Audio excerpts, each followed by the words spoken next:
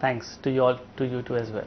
Okay, great. Gautam, is it really going to be that happier year, or will the Nifty continue to be bogged down and weighed down with all the trigger points that the markets are going to focus on within the next 6 months, and at best just be range bound? Well, given the kind of year we've had in the form of 2018, wherein the best quality of names in the market lost 40–50% in value just like that, I don't think 2019 can be as bad as 18. In fact, I said this some time back, 2017 was all about managing greed and 2018 was all about managing fear. And if you actually, learned lessons from the last 2 years, 2019 should actually be a cakewalk. And I do believe that you are at a point wherein India can actually outperform for weeks and months to come. For now, I think we are pretty much in a range. It's a very complex setup that you have at the marketplace. Very random moves you are seeing on a day-to-day basis. There is no trend, there is no direction. But I do believe that the market is laying foundation to a major 500–600 point move on the Nifty. And I think the range that we are working with is 10,650 to 10,950. And what has happened in the last 6 weeks is that the Indian markets have simply bought time. While we digested a lot of negative local news flow in December, global markets have fallen apart. Most other asset classes haven't done too well. So in this terrible environment, for India to stay at 10,700 levels itself is quite commendable. This looks like it's buying time and it's just readying itself for a breakout on the upside. So if and when a move beyond 10,950 were to happen, I think that will open up a 500 to 600 point recovery. But the problem is with the global markets still in a sort of a bear market, whether it's the US or European markets, and if they were to see one more leg on the downside, then there is a possibility that we might even revisit the November-December lows before we can start to do well once again. But having said all of that, I think 2019 is likely to be a year where India is going to outperform. That does not necessarily mean that it will rally substantially, but it does mean that we will definitely see a lot less damage in comparison to other markets. And I think the broad-based recovery is on the way. I think given the way the mid-caps have behaved in the last 4 to 6 weeks, we get a lot of indication that most of the selling in the mid-cap space has been absorbed, and they are just waiting for the Nifty to give them the green signal to rally, and many mid-cap stocks in 2019 are likely to give you multi-bagger returns. Okay, and if that is the case, then Gautam, give us your sense, where within banks do you see the outperformance? Well, I think the banking space definitely looks very interesting. In fact, it's been the pillar of strength. It's the sector that has really held up this market so well in the last 4 to 5 weeks. As we speak, you are seeing the Bank Nifty at a multi-week high. This is something which other sectors are not doing. And not just the private banks, I think even some of the PSU banking stocks have made a nice comeback in the last 1–1.5 weeks. And also you might have noticed that in that difficult period in the month of December, probably for the first time in 15 months, the PSU banking stocks actually did not see so much weakness. The fact that a State Bank of India is trading around levels of 300, I think is enough justification that the PSU banking underperformance is clearly behind us. So as a whole, I think we are very positive on the banking space, and we feel that when the upside breakout happens for the Nifty, it will be led by the banking space, while I'm still more convinced to buy and hold the PSU or the private banking stocks, and I think the top 3 or 4 names pretty much qualify there. I think the PSU banking names will give you a trading opportunity in the next 2–2.5 months, wherein many of the popular names could rally 20–25% very quickly. That's interesting. Gautam, where are your biggest shorts though?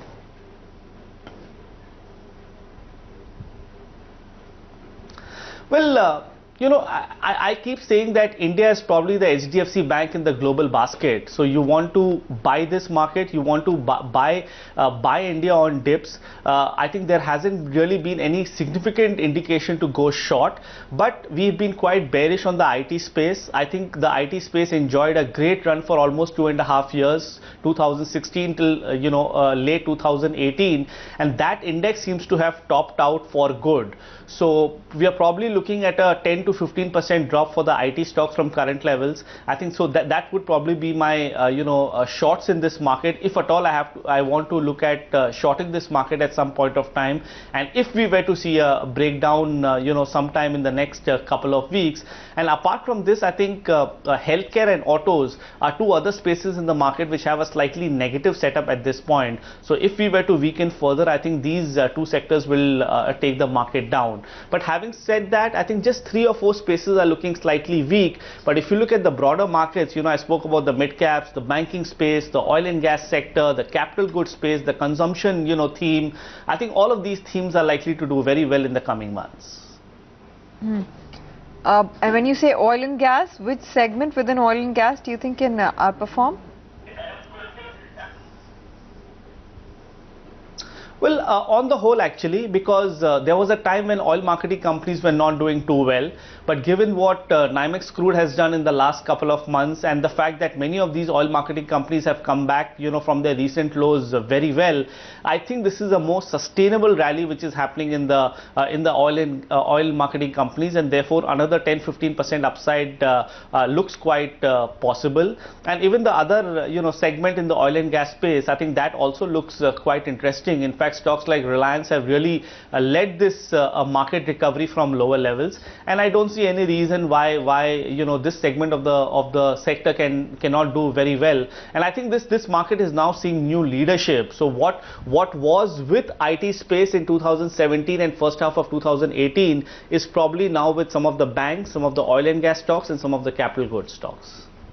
Wanted to discuss autos in particular though, Gautam. I completely get your point about as to why you should not be thinking of shorts. But there has been significant pressure, and fundamentally rightly so, within autos. I mean, we've seen iShares break 20,000 yesterday. We all know Tata Motors has been the most disappointing story on D Street for the last almost a decade now.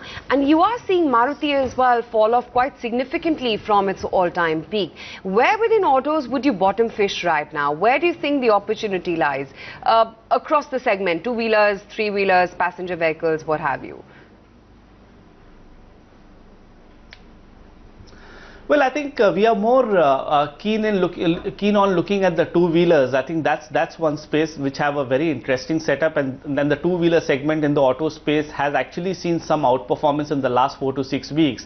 But if you look at the BSE Auto Index itself, I think 19,000 for that index is a very important support. I think that's the level from where the recent recovery happened, and I do believe that many stocks in the auto space are now attempting to bottom out. So this might be too late to short. I think the damage is already done.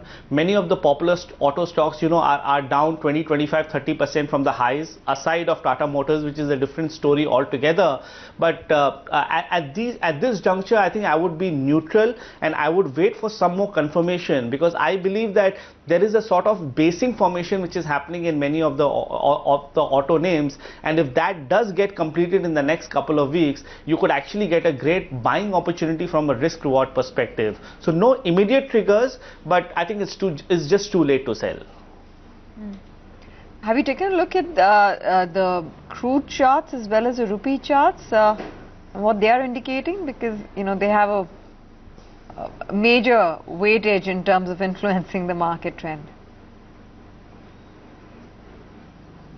Absolutely. I think the fact that India is at 10,700 today, while you have most global markets trading at 52-week lows, at least they were trading at 52-week lows a couple of weeks back, many were trading at 2-year lows.